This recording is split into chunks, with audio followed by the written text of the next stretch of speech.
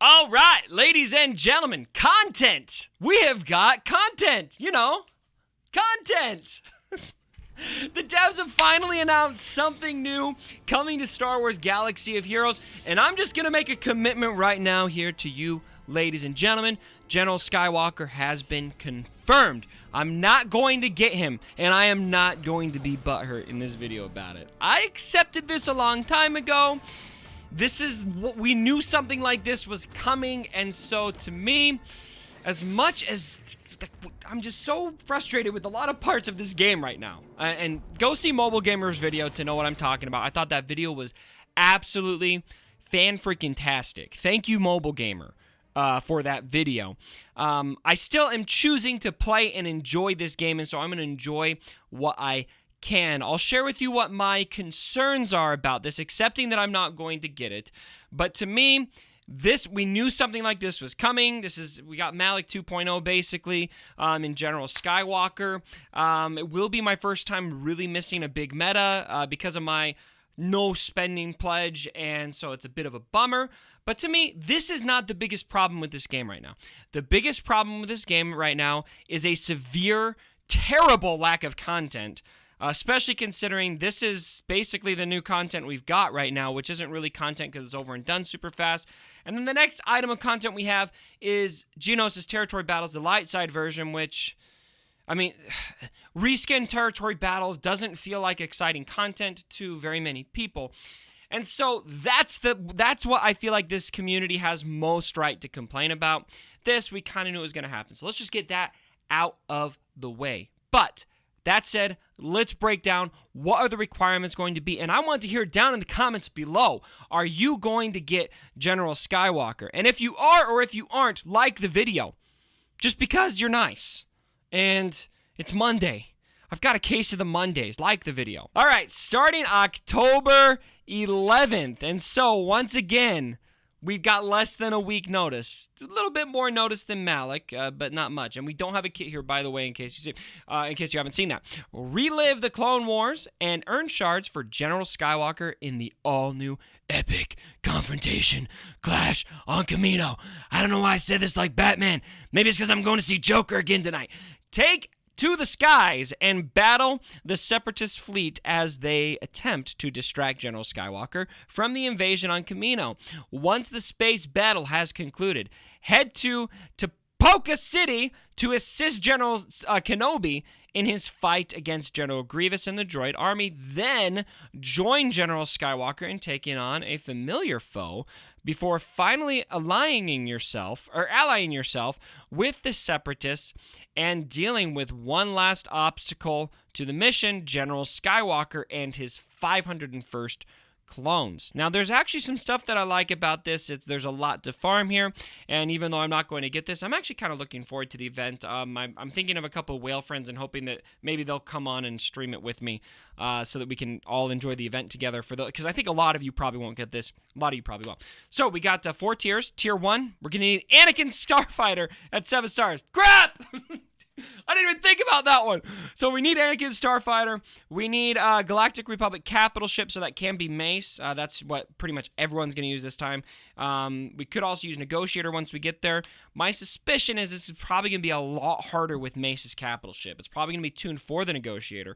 And so this time around, probably going to be a lot more challenging. Next time, a lot easier with the Negotiator 7 stars, which a lot of us will probably have by the next time. So kind of like Padme. First time, tough. Second time, much easier. At least 3 other Galactic Republic ships at 7 stars, and I didn't mention here yet 40,000 galactic power, which from what I'm understanding looking through this, that's going to be gear 11 character at least, probably gear 12. It's not impossible to get. It doesn't require gear 13 necessarily. It does require good gear, but a lot of those ships, most of you probably already been gearing those characters already. I know I myself have, and I'm pretty much set on this, other than I don't have a 7-star Anakin ship yet. I'm getting close.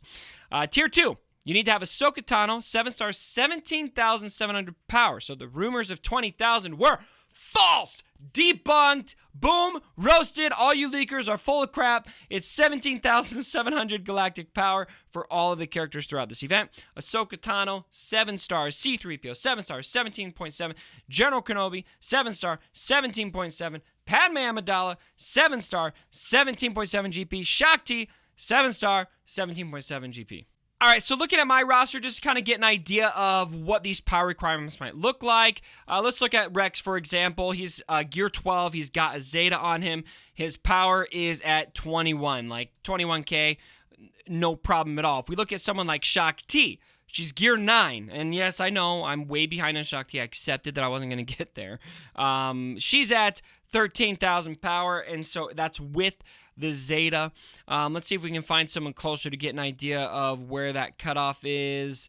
Roughly, Django. He's at 7 stars, gear 11.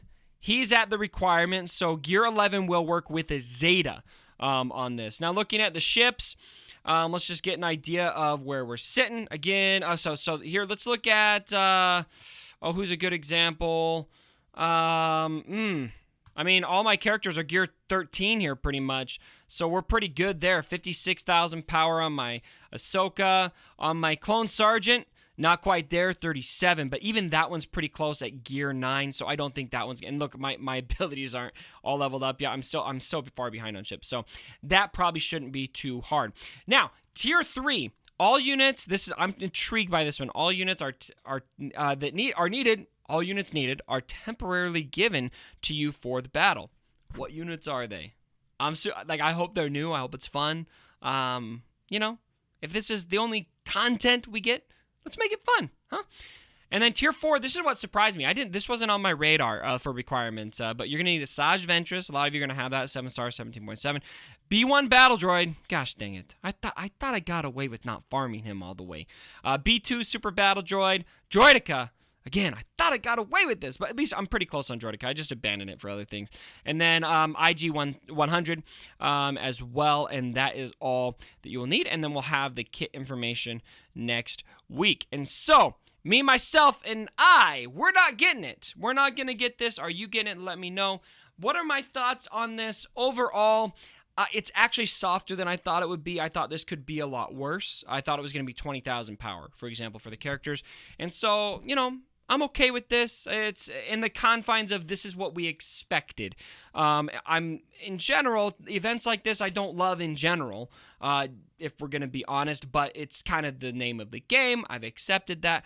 I'm going to move on. I suggest you do too if you're playing this game. This isn't what I want to, advocate for against events like this because I don't think it's possible. What I do want to advocate for is more content in the game. Now, what I am concerned about, and something that I think in connection with this that I think is important, is what happens to me personally in something like Grand Arena. And here's where I think people can really lose interest in the game.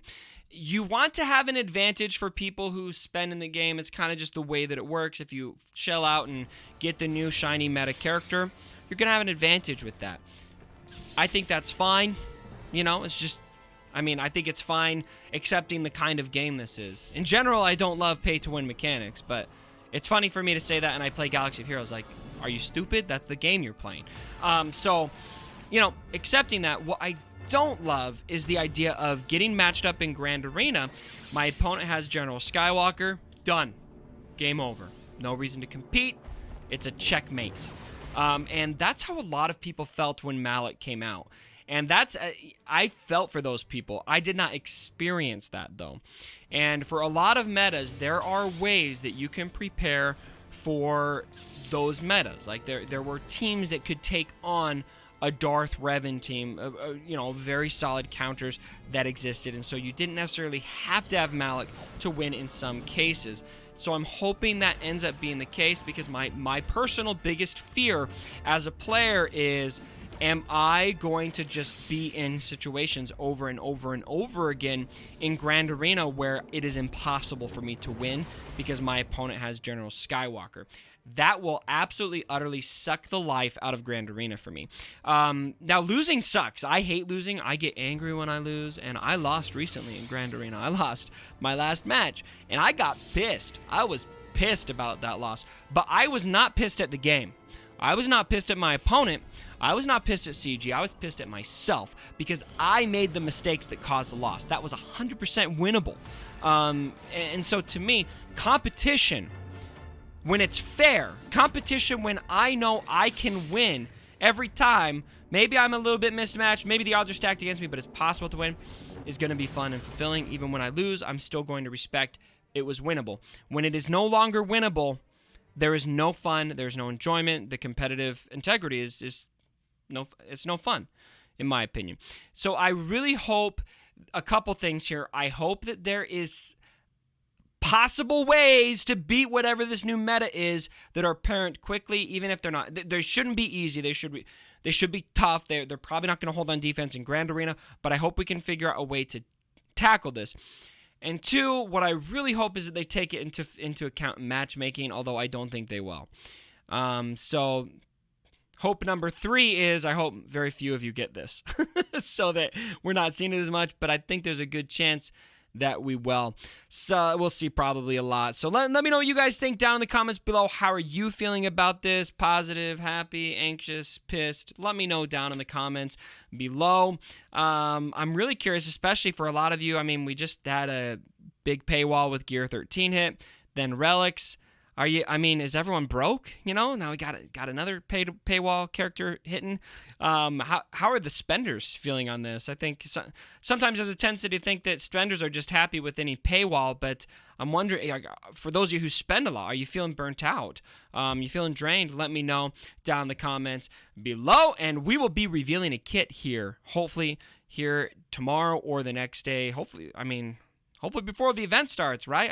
Who knows? Maybe there's going to be a kit reveal pack, $5.99 to see the basic ability, $29.99 for the special abilities, and ladies and gentlemen, this one-time offer, $99.99 for the full 4 Zeta pack. By the way, I'm predicting he has 4 Zetas. We'll see if I'm right. All right, everyone, thanks again for joining me, and as always, my brothers, don't forget